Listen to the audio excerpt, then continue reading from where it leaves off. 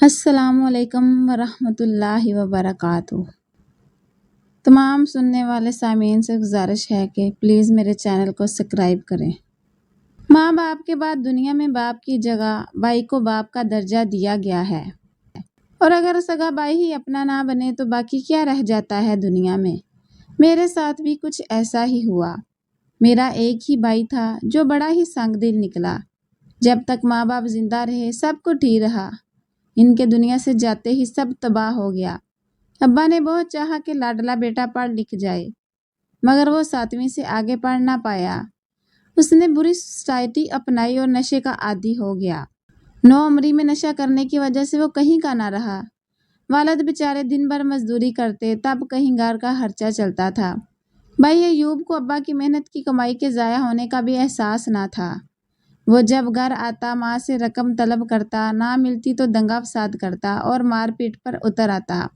ماں کی بالیاں، میری چاندی کی چوڑیاں، میرے جہیز کے لیے رکھے ہوئے برتن، کپڑے، سلائی مشین تک اس کے نشے کی نظر ہو گئے۔ مگر یہ ایسا دوزخ تھا جو بڑھتا ہی نہ تھا۔ ماں باپ غم میں گھل گھل کر مر گئے، مگر یہ آگ ایسی تھی کہ بجھتی نہ تھی۔ میں اب مکمل طور پر بھائی کے رحم و کرم پر رہ گئی۔ اماں نے میری شادی کے لیے پائی پائی جوڑ کر جو کچھ بنایا تھا، بھائی نے نشے سے بھرے سگریٹ کے کش لے لے کر پھونک ڈالا۔ اب گھر میں پکانے کا برتن رہا نہ، چارپائی اور بستر رہے، یہاں تک گھر میں توا اور انگیٹھی تک نہ رہ گئی۔ آخری پونجی بھی رہ گئی تھی تو بھائی نے اس کو بھی ٹھکانے لگانے کا ارادہ کر لیا۔ وہ جس شخص سے اپنا نشہ پورا کرنے کا سامان خریدتا تھا، وہ 1.5 عمر کا بدحسلت اور بدقماش آدمی تھا۔ تبھی کوئی اس کو رشتہ نہ دیتا تھا۔ ایوب اس کی عادات سے خوب واقف تھا، لیکن اس کو اس بات سے کیا غرض کہ اس کی بہن کی آئندہ زندگی میں کوئی سکھ ملے یا نہیں، اسے تو اپنی غرض پوری کرنا تھی۔ جب قرض بہت چڑھ گیا اور نشہ پانے کو پھوٹی کوڑی نہ رہی تو بھائی نے اس آدمی سے ایک عجب سودا کر لیا، نشے کے بدلے بہن کا سودا۔ ایوب نے ملنگے کو کہا کہ تم مجھے ہیروئن دیا کرو، میں تمہارا نکاح اپنی بہن سے کروا دیتا ہوں۔ نکاح سے پہلے ملنگا ایک بار ہمارے گھر آیا۔ بھائی خود اس کو گھر لایا تھا تاکہ وہ مجھے دیکھ لے۔ میں چولہے کے پاس بیٹھی اس کی راہ کرید رہی تھی، کیونکہ گھر میں پکانے کو کچھ بھی نہ تھا۔ ملنگے نے مجھے دیکھا اور دوسرے دن 2 آدمی لے آیا۔ ادھر ایوب بھائی نے محلے کے 2 آدمی بلائے اور میرا نکاح ہو گیا۔ نہ سہیلیاں آئیں نہ ڈھولک بجی اور میری شادی ہو گئی۔ اس شادی کے بدلے میں بھائی نے اس سے وعدہ کر لیا کہ وہ روز اس کو نشہ مہیا کرے گا۔ میرا شوہر اچھا آدمی نہ تھا، مگر میں نے سوچا کہ اس کو اپنے حسن سلوک سے اچھا کر لوں گی۔ میں اکثر ایسی باتیں سنتی تھی کہ اگر بیوی اچھی ہو تو اپنے اثار اور سیرت سے شوہر کو راہ راست پر لا سکتی ہے، مگر شوہر نے پہلے دن ہی مجھے پیر کی جوتی سمجھا اور میں اسے سر کا تاج سمجھ کر اس کی عزت کرنے لگی تاکہ وہ بھی میری عزت کرے۔ شروع میں تو ملنگے کی خوشی کا ٹھکانہ نہ تھا کہ گھر میں عورت آ گئی تھی۔ اس سے بھی گھر کا سکھ دیکھنے کو ملا، گرم کھانا اور صاف ستھرے کپڑے ملنے لگے۔ وہ میرے لیے روز کبھی کباب، کبھی گرم گرم جلیبیاں لاتا اور میں دن رات اس کی خوشنودی میں مری جاتی تھی۔ رفتہ رفتہ اس کا رنگ اترنے لگا۔ جس روز نشہ زیادہ کر لیتا بہت مارتا۔ میں گٹ گٹ کر روتی، سسکیاں بھی دبا لیتی کہ کہیں میری آواز گھر سے باہر نہ چلی جائے۔ رو رو کر دل ہی دل میں بھائی کو کوستی، جس نے صرف اپنے نشے کے لالچ میں مجھے ایسے بے ضمیر انسان کے حوالے کیا تھا۔ دن جو تو کر کے گزرتے رہے۔ بھائی میری شادی کے بعد کبھی میرے گھر نہ آیا کہ میری حالت دیکھتا اور میں اس کو غیرت دلاتی، اس سے اپنے دکھ سکھ کہتی، کوئی شکوہ ہی کرتی۔ اگرچہ وہ روز شام کو ملنگے کے پاس ہیروئن لینے آتا تھا، مگر اس کے خفیہ اڈے پر، جہاں اس جیسے چند جواری اور نشئی جمع ہوتے تھے، ایک بار اس کے اڈے پر پولیس کا چھاپا پڑ گیا۔ ملنگا اس وقت وہاں موجود نہ تھا، اس لیے اس کے ساتھی تو پکڑے گئے، مگر وہ کہیں چھپ گیا۔ پولیس اس کی تلاش میں تھی۔ ایک دن گھر کی تلاشی لینے بھی آئی۔ چند دن کی گمشدگی کے بعد ایک رات ملنگا آدھی رات کو گھر آیا اور کہنے لگا کہ میرے ایک دوست نے میری ضمانت دے دی ہے، مگر پولیس والے پھر بھی تنگ کریں گے۔ تم ایک کام کرو، اور اس نے جو کام میرے ذمہ لگایا میں اس کو بیان نہیں کر سکتی۔ مجھے اپنے کانوں پر اعتبار نہ آیا کہ یہ آدمی اتنا گھٹیا اور گرا ہوا ہے کہ بیوی جو اس کی عزت ہے اس کو برائی کے راستے لے جانے پر تیار ہے۔ میں نے اسے صاف انکار کر دیا۔ ملنگے کے گھر میں نے باعزت رہنے کے لیے ہر طرح کی اذیت برداشت کی تھی۔ سوچا کہ اگر اس 4 دیواری میں بھی مجھے تحفظ نہ ملے تو اس قید میں دکھ سہنے کا کیا فائدہ؟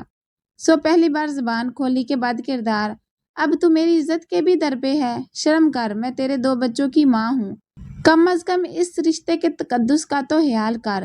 اس پر ملنگے نے مجھے مار مار کر گھر سے نکال دیا۔ ان دنوں میری چھوٹی بچی صرف 6 ماہ کی اور بیٹا 4 سال کا تھا۔ ان کو بھی میرے ساتھ گھر سے باہر کر دیا۔ اس بے رحم انسان نے یہ بھی نہ سوچا کہ ان معصوموں کا کیا ہوگا اور میں بچوں کا پیٹ کیسے پالوں گی۔ میں روتی جاتی اور سوچتی جاتی کہ اگر آج بھائی مل جائے تو اس کا گریبان پکڑ کر پوچھوں کہ کیا بھائی ایسے ہی گھر میں بہنوں کو بیاہتے ہیں؟ اب بتاؤ، 2 معصوم بچوں کے ساتھ اس بڑی دنیا میں کہاں جاؤں؟ میرے والد کے ایک دوست کلیم احمد ایک وکیل کے پرانے منشی تھے۔ ان کی بیٹی میری سہیلی تھی۔ میں اس کے گھر چلی گئی، رو رو کر اپنا احوال منشی چچا کو کہہ سنایا۔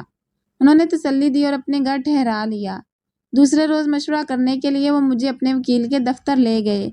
انہوں نے مجھ سے سارا حال سن کر بچوں کے خرچے کا کیس عدالت میں میرے شوہر پر دائر کرا دیا۔ ایک پیشی پر میں وکیل صاحب کے دفتر میں بیٹھی تھی کہ وہاں ان کے بہت سے موکل آ گئے۔ سارا کمرہ مردوں سے بھر گیا۔ میں ایک طرف کونے میں بیٹھی تھی۔ اتنے لوگ دیکھ کر گھبرا گئی۔ شرم سے اپنا منہ دوپٹے میں چھپا لیا، کیونکہ میں کبھی اس طرح اجنبی مردوں کے سامنے نہیں گئی تھی۔ ہمیشہ پردے میں گھر میں رہتی تھی۔ اس وقت میری ایسی حالت ہو گئی کہ جی چاہا زمین پھٹے اور میں اس میں سما جاؤں۔ وہ لوگ اپنے اپنے مسائل پر باتیں کر کے تھوڑی دیر بعد چلے گئے، لیکن ایک آدمی بیٹھا رہا۔ وکیل صاحب نے اس کے لیے چائے منگوائی، پھر وہ کسی کام سے باہر چلے گئے۔ اب میں اور وہ اجنبی کمرے میں اکیلے رہ گئے۔ میں نظریں نیچے کیے فرش کو گور رہی تھی۔ ماتھے پر پسینے کے قطرے آ چکے تھے۔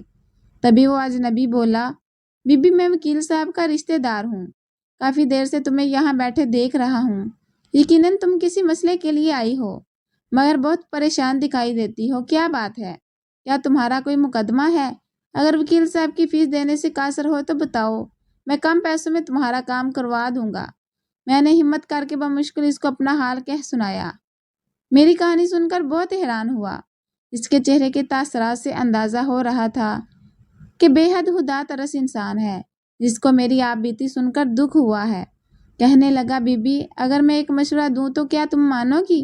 میں 605 میں پڑ گئی، جانے کیا مشورہ دیں گے۔ تب وہ کہنے لگے، تم عورت ذات ہو اور سر پر کسی محرم کا ہاتھ بھی نہیں۔ یہ کچہریاں تمہارے جیسے لوگوں کی جگہ نہیں۔ اگر تم یہ مقدمہ بازی چھوڑ دو تو میں وعدہ کرتا ہوں کہ آج کے دن سے میرے مرنے تک تمہارے تمام اخراجات میرے ذمہ ہوں گے۔ سوچ رہی تھی کہ بھلا یہ کیسے ممکن ہے؟ یہ ایک اجنبی ناشنا، میرا اس کا کیا رشتہ ناتا؟ ابھی یہ باتیں ہو رہی تھی کہ وکیل صاحب آ گئے اور بتانے لگے کہ بی بی یہ میرا پھوپھی زاد بھائی ہے، جنگی قیدی تھا، 6 ماہ ہوئے واپس آ گیا ہے۔ اس کا نام احسن ہے اور یہ اپنے نام کی طرح نیک سیرت ہے۔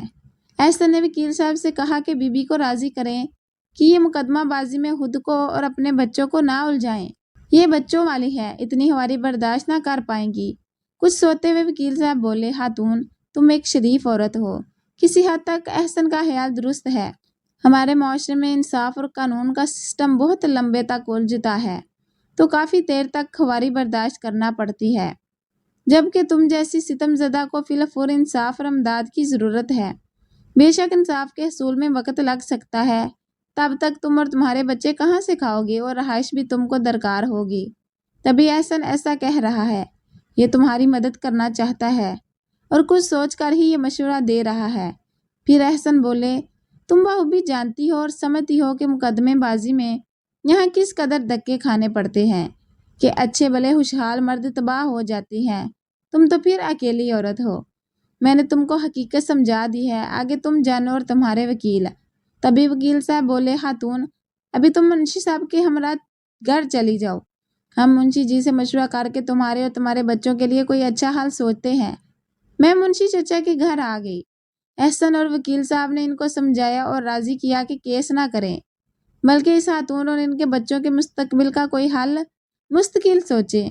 انہوں نے چچا منشی کو تجویز دی کہ وہ مقدمہ ختم کر دیں گے، تو احسن خاتون اور بچوں کا خرچہ تا حیات ادا کرنے پر راضی ہے، کیونکہ احسن کی بیوی بچے اس وقت بنگلہ دیش میں مارے گئے تھے جب اس کی وہاں ڈیوٹی لگی ہوئی تھی۔ وہ تب مشرقی پاکستان تھا، پھر بنگلہ دیش بن گیا۔ احسن خان کو تبھی جنگی قیدی بنا لیا گیا تھا۔ وہ اپنے بیوی بچوں کو کھونے کا گہرا دکھ اور صدمہ سہ چکے تھے۔ انہوں نے میری اور میرے بچوں کی کفالت کی بات سچے دل سے کی تھی۔ چچا منشی کا چھوٹا سا گھر تھا، ان کا اپنا بھی خاندان تھا۔ میں عمر بھر تو ان کے پاس نہیں رہ سکتی تھی اور اپنے بچوں کی خاطر دوسری شادی بھی مجھے منظور نہ تھی۔ لہٰذا میں نے اس بات کو مان لیا کہ وہ اگر مجھے بہن بنانا چاہتے ہیں تو میں صدقے دل سے اس ناطے کو قبول کر لوں گی۔ اگلے ہفتے وہ آئے اور ایک مکان کی چابی مجھے دے گئے جو ان کی ملکیت تھا اور اب حال ہی پڑا ہوا تھا۔ اس میں انہوں نے ضرورت کا سامان بھی رکھوا دیا تھا۔ چچا منشی نے مجھے اس مکان میں شفٹ کر دیا اور وہ میرے سرپرست و نگران مقرر ہو گئے۔ وہ دن میں ایک چکر میرے پاس لگا جاتے تھے۔ جب محلے والوں سے واقفیت ہو گئی تو میں بے خوف ہو کر وہاں رہنے لگی۔ احسن باقاعدگی سے خرچہ دیتے تھے۔ محلے والوں سے کہہ دیا تھا کہ یہ میری بہن ہے۔ خود وہ کسی اور جگہ رہتے تھے۔ چند ماہ بعد احسن کی والدہ نے ان کی شادی اپنی بانجی سے کر دی تو وہ والدہ اور بیوی کو بھی میرے پاس لے کر آئے۔ دونوں ہی بہت اچھی خواتین تھیں۔ انہوں نے خود میرے بچوں کو اسکول لے جا کر ان کا داخلہ کروایا اور قرآن مجید کی تعلیم کے لیے مولوی صاحب سے بھی بات کی۔ احسن بھائی باقاعدگی سے گھر کا خرچہ ہر ماہ بھجواتے رہے۔ پھر وہ عرب امارات چلے گئے۔ وہاں سے بھی وہ مجھے مقررہ رقم اپنی بیگم اور والدہ کے ذریعے بھیجتے رہے، یہاں تک کہ میرے بچے بڑے ہو گئے۔ میرے بیٹے کو انہوں نے انجینئرنگ کالج میں داخلہ دلوا دیا اور میری بیٹی کی شادی ایک اچھے گھرانے میں کروائی۔ اسے رخصت کرنے وہ بیرون ملک سے وطن واپس آئے۔ اب میں گھر میں اکیلی رہ گئی تھی۔ ادھر ان کی بیگم اور بچے اکیلے ہو گئے کیونکہ احسن بھائی کی والدہ کا انتقال ہو گیا تھا۔ تبھی بھابھی اصرار کر کے مجھے اپنے ساتھ لے گئی اور اپنے گھر کا اوپر کا پورشن مجھے رہنے کے لیے دے دیا۔ اس طرح ہم ساتھ رہنے لگے۔ اب میرا بڑھاپا ہے، احسن بھائی بھی 70 برس کے ہو چکے ہیں، مگر ہمارے درمیان بہن بھائی کا وہ مقدس رشتہ قائم ہے جو سگا بھائی نہ نبھا سکا لیکن منہ بولے بھائی نے نبھا دیا۔ آج میں اکیلی نہیں، احسن بھائی اور ان کی بیگم میرے ساتھ ہیں۔ میرے بچے بھی لاوارث نہیں، ان کے ماموں کا ساتھ سلامت ہے جس پر جتنا فخر کروں کم ہے۔